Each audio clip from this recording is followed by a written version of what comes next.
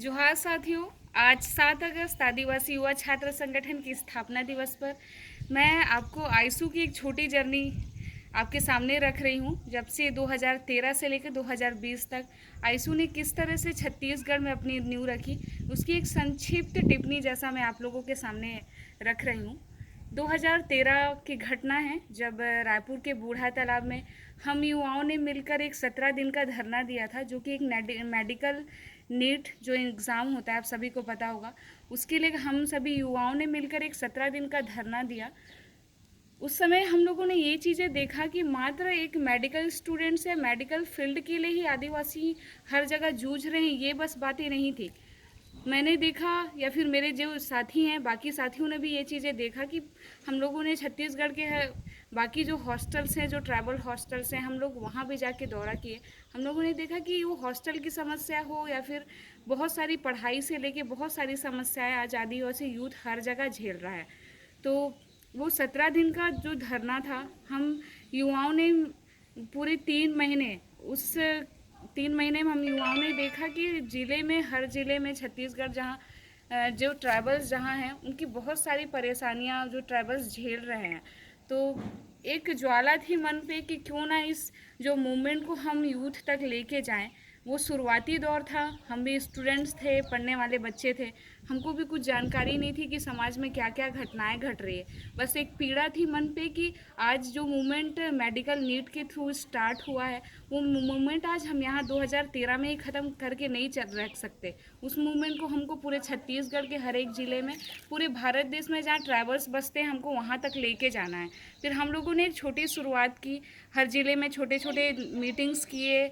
एक सभी यूथ से जाकर मिले कि उनकी क्या मानसिकता है, क्या सोच है युवाओं को लेके, उनकी पढ़ाई से लेके सारे मुद्दों को हम सुनते गए। उसके बाद की बात है, धीरे धीरे करके बहुत सारे मुद्दे आते गए। जैसे कुछ साल की पहले की घटना है कि मड़कम हिरमे का केस हुआ। बहुत सारे आदिवासी युवतियों के साथ जो बलात्कार के केस हुए, बहुत सारे मुद्दे आए। आप सभी को पता होगा कि शायद आज आदिवासी किस तरीके से हर जगह हर चीज़ों को झेल रहे हैं। तो हम लोगों ने वही मूवमेंट को लेके धीरे धीरे हम युवाओं के बीच जाते गए।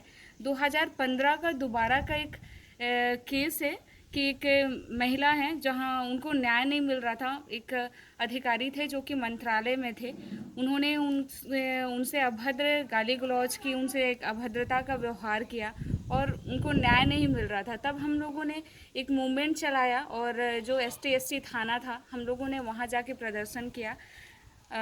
ऐसी लेके बहुत सारी जो घटनाएं हैं जो छत्तीसगढ़ में चल रही थी, मात्र वो शिक्षा को लेकर ही नहीं थी, हमारी संस्कृति भी एक ऐसे हालात में थे कि हम युवा शायद उस चीज़ को भुलाते हुए चल रहे। तो हम लोगों ने संस्कृति की तरफ भी जोर देना शुरू किया, कैरियर गाइडेंस कराया, बहुत सारी चीज़ें, छोटी छोटे मूवमेंट को लेकर हम यूथ के बीच काम करते गए।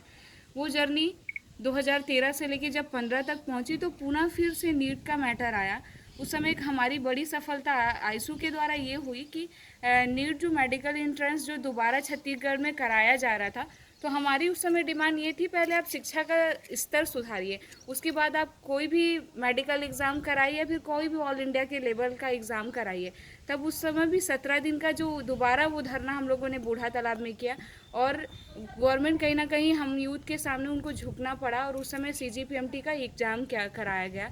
और जो एक साल में हमको पिछली बार नुकसान हुआ था कि 168 हमारी जो सीट थी मेडिकल की, वो दोबारा अगले साल ऐसा कुछ नहीं हुआ, पूरी सीट हमारी जो थी मेडिकल की वो भर गई।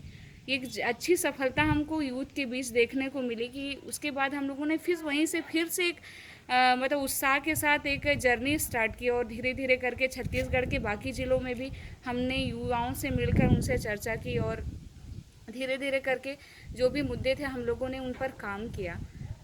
और मुद्दे तो बहुत सारे होते गए, पर आज 6 साल जो आईसू को हो गए, बहुत सारे यूथ हमसे जुड़ते गए, पूरे समाज के काम के लिए वे आगे आते गए, स्वास्थ्य, शिक्षा, संस्कृति सभी को लेकर फोकस करने लगे।